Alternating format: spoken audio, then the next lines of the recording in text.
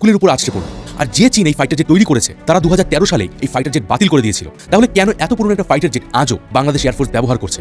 এই দৃশ্য শুধু একটি দুর্ঘটনা নয়, এটি একটি দীর্ঘ, গভীর, দুর্বোধ্য দুর্নীতির ট্রেন, যেখানে প্রতিটি যন্ত্রাংশের পেছনে রয়েছে কমিশনের নোংরা লেনদেন এবং প্রতিটি পাইলটের মৃত্যু যেন কোনো রাজনৈতিক ডিলের সাইড ইফেক্ট। কিন্তু জানলে আশ্চর্য হবেন, ভারত এবং বাংলাদেশের এই দুই দুর্ঘটনার পেছনে এমন এক নেগলিজেন্সি রয়েছে যেটা নিয়ে কখনোই স্টেপ নেওয়া হয়নি। আমাদের নেতাকর্মীরা মাঠে ছিল আপনার নির্দেশনা পাইয়েই সবাই নেমে গেছে।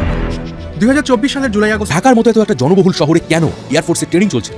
আর জানলে শকড হবেন যখন এই ছোট ছোট শিশুদের দগ্ধ শরীর দেখে গোটা বিশ্ব স্তব্ধ হয়ে গেছে। তখন সাবেক মেজর জিয়াউল হকের এক বিশ্লেষণে উঠে এসেছে ভয়াবহ সব তথ্য, যা শুধুই ভয়ঙ্কর নয়, রীতিমতো দেশদ্রোহিতার কাছাকাছি। বা বলতে পারেন আজ যে এতগুলো শিশুর জীবন গেল সেটাও এই একটা নেগলিজেন্সির কারণে।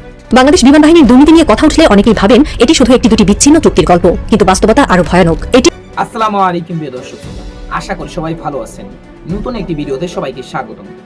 ঢাকা উত্তরায় মাইলস্টোন স্কুল অ্যান্ড কলেজে যে বিমান বিস্ফোরকটি হয়েছে সেটা কি আসলেই অনাকাঙ্ক্ষিত ঘটনা নাকি এটা সূক্ষ্ম ষড়যন্ত্র?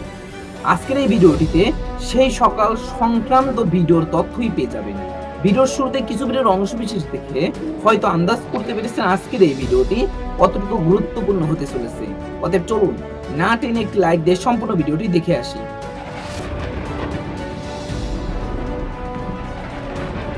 21 জুলাই 2025 সোমবার ঢাকার AK খন্দকার এয়ারফোর্স বেস থেকে দুপুর 1:06 একটা F7 fighter jet take off করে। আর জেটটিকে ওড়াচ্ছিলেন বাংলাদেশ এয়ারফোর্সের লেফটেন্যান্ট মোহাম্মদ তৌকির ইসলাম সাগর। কিন্তু টেক অফের কয়েক মিনিটের মধ্যে সেটা আছড়ে পড়ে কাছেই থাকা একটা স্কুলের বিল্ডিং এর উপর। সাথে সাথে ভীষণ জোরে বিস্ফোরণ হয়। স্কুলে সেই মুহূর্তে স্টুডেন্টদের এক্সাম চলছিল, আর যেখানে এই ফাইটার জেটটা ভেঙে পড়েছিল সেখানে ক্লাস 5 to 7 এর ক্লাসরুম ছিল। মুহূর্তের মধ্যেই আগুনে ঝলসে যায় ওখানে থাকা ছোট ছোট শিশুদের শরীর। যে দৃশ্য দেখলে যে কোনো মানুষের হৃদয় কেঁপে ওঠে। অফিসিয়ালি এখনো পর্যন্ত মৃত্যুর সংখ্যা 23, কিন্তু যারা প্রত্যক্ষদর্শী তাদের মতে এই সংখ্যা 200-রও বেশি হতে পারে, কারণ ওই স্কুলে স্টুডেন্টের সংখ্যা প্রায় 2000। কিন্তু প্রশ্ন হলো, কেন এই ফাইটার জেট স্কুলের উপর আছড়ে পড়ল? আর যে চীন এই ফাইটার জেট তৈরি করেছে তারা 2013 সালে এই ফাইটার জেট বাতিল করে দিয়েছিল। তাহলে কেন এত পুরনো একটা ফাইটার জেট আজও বাংলাদেশ এয়ারফোর্স ব্যবহার করছে? ঢাকার মতো এত একটা জনবহুল শহরে কেন এয়ারফোর্সের ট্রেনিং চলছিল? আর জানলে শকড হবেন যখন এই ছোট ছোট শিশুদের দগ্ধ শরীর দেখে গোটা বিশ্ব স্তব্ধ হয়ে গেছে। তখন এই স্কুলেরই পাশে থাকা কিছু ব্যবসায়ী হসপিটালে যেতে ভাড়া লাগে 20 টাকা, সেখানে তারা ভাড়া চাইছিল 200 টাকা। কথা হচ্ছে, এরা কি আদৌ মানুষ? আমি রয়েছি মিঠুন আপনাদের সাথে। মাত্র 1 মাস আগেই ভারতের আহমেদাবাদ প্লেন দুর্ঘটনায় প্রায় 260 জন মানুষ মারা গিয়েছিলেন। যে দুর্ঘটনার ক্ষত সেরে ওঠার আগেই আবারও এত বড় একটা অ্যাক্সিডেন্ট। কিন্তু জানলে আশ্চর্য হবেন, ভারত এবং বাংলাদেশের এই দুই দুর্ঘটনার পেছনে এমন এক নেগলিজেন্সি রয়েছে যেটা নিয়ে কখনোই স্টেপ নেওয়া হয়নি। বা বলতে পারেন আজ যে এতগুলো শিশুর জীবন গেল সেটাও এই একটা নেগলিজেন্সির কারণে। কি সেই নেগলিজেন্সি? আজ রোমাঞ্চপিডিয়ার ভিডিওতে এই সমস্ত প্রশ্নের উত্তর দেওয়ার চেষ্টা করব। তো চলুন শুরু করা যাক। 5ই আগস্ট 1984 বিমান বাংলাদেশ এয়ারলাইন্সের একটা ফ্লাইট চট্টগ্রাম থেকে ঢাকা আসছিল।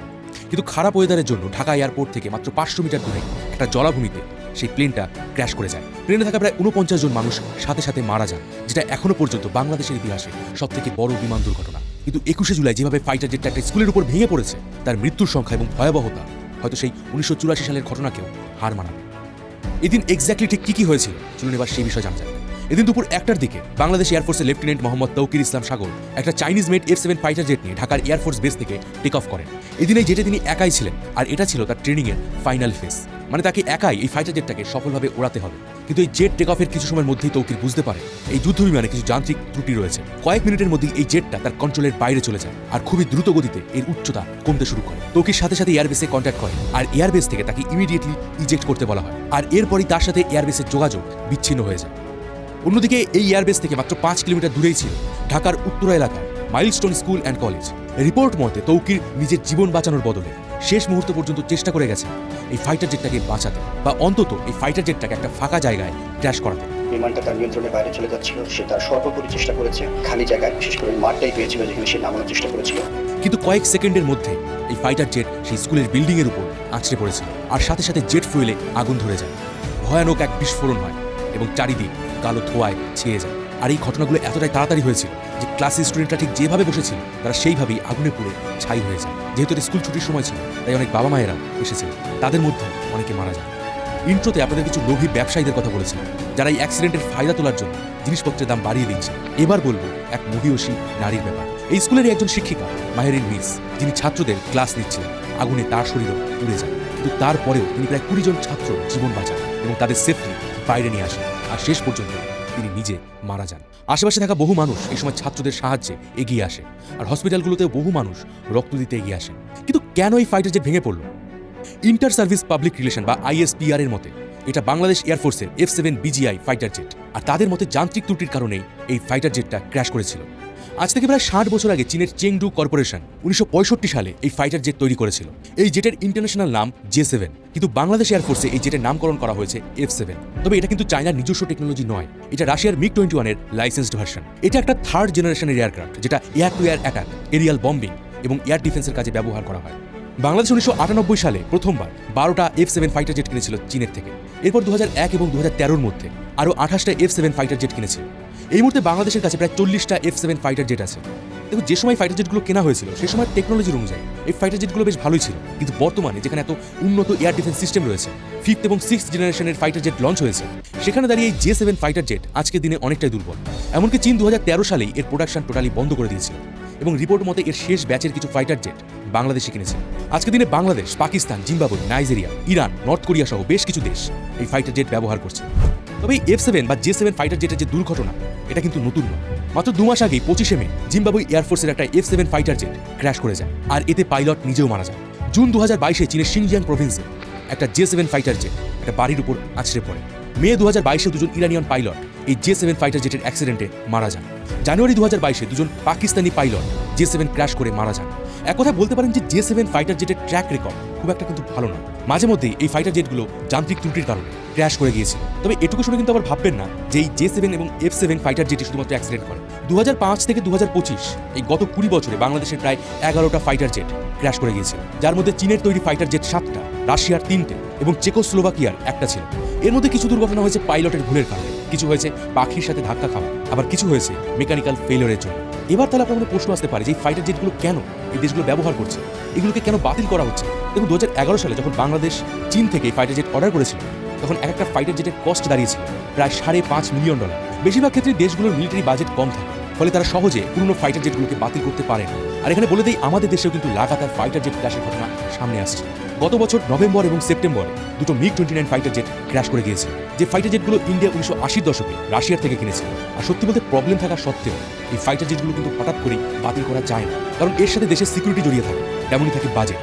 ধরুন, ভারত যে নতুন রাফায়েল ফাইটার জেট ফ্রান্স থেকে অর্ডার করেছে বা কিনছে, সেগুলোর খরচ কিন্তু MiG-29 থেকে অনেক অনেক বেশি। তাই একবারে সমস্ত ফাইটার জেট চেঞ্জ করতে গেলে মিলিটারি বাজেট অনেক বেশি হয়ে যাবে। সেক্ষেত্রে দেশের অন্যান্য গুরুত্বপূর্ণ খাতে খরচ কমে যাবে। আর বলতে পারেন আপনি যে সেম প্রবলেম বাংলাদেশের সাথেও রয়েছে। তবে রিপোর্ট অনুযায়ী বাংলাদেশ এয়ারফোর্স 2030 সালের দিকে রাশিয়া এবং চীনের থেকে বেশ কিছু মডার্ন ফাইটার জেট কিনতে চলেছে। তবে যেভাবে এই ফাইটার জেট একটা স্কুলের উপর ক্র্যাশ করেছে, সেটা কিন্তু একটা চিন্তার বিষয়। গত মাসে আহমেদাবাদের এয়ার ইন্ডিয়ার ফ্লাইটও এয়ারপোর্ট থেকে মাত্র 1.5 কিলোমিটার দূরে BG মেডিকেল কলেজের উপর ক্র্যাশ করেছে। অথচ এভিয়েশন রুলস অনুযায়ী একটা এয়ারপোর্টের 5 কিলোমিটারের ভেতরে কোনো জনবসতি থাকা উচিত নয়, কিন্তু আদৌ কি সে রুল মানা হচ্ছে? কলকাতা এয়ারপোর্ট লক্ষ্য করলে আপনি দেখতে পাবেন যে এয়ারপোর্টের দেওয়াল পার করলে একের পর এক বড় বড় বিল্ডিং তৈরি হচ্ছে। আর বাংলাদেশে এই যে ফাইটার জেট একটা স্কুলের উপর ভেঙে পড়ল, এর জন্য দায়ী আনপ্ল্যান্ড আরবানাইজেশন, অর্থাৎ পরিকল্পনা ছাড়া নগর তৈরি। আমি রিসার্চ করে কিছু ইনফরমেশন পেয়েছি, সেখানে জানতে পেরেছি যে মাইলস্টোন যে স্কুল, এই স্কুলের জায়গায় আগে একটা ফাঁকা ক্যানাল ছিল, কিন্তু পরে সেটাকে ভরাট করে এখানে একটা স্কুল তৈরি করা হয়েছে, যেখানে একটা এয়ারবেসের 8 নটিক্যাল মানে 14 কিলোমিটারের ভেতরে কোনো জনবসতি থাকা উচিত নয়। সেখানে ঢাকার মতো একটা ঘিঞ্জি শহরে এয়ারবেসের পাশেই বড় বড় বিল্ডিং, শপিং মল গড়ে উঠেছে। আর স্কুলটা ফাইটার জেটের অ্যাপ্রোচ জোন বা মিডল মার্কার জোনের মধ্যে পড়ে। তবে এখানেও একটা প্রশ্ন থেকে যায়, যেখানে J7 ফাইটার জেট এত বারবার করে ক্র্যাশ করে, সেখানে এই ফাইটার জেট দিয়ে কেন ঢাকার মতো শহরে?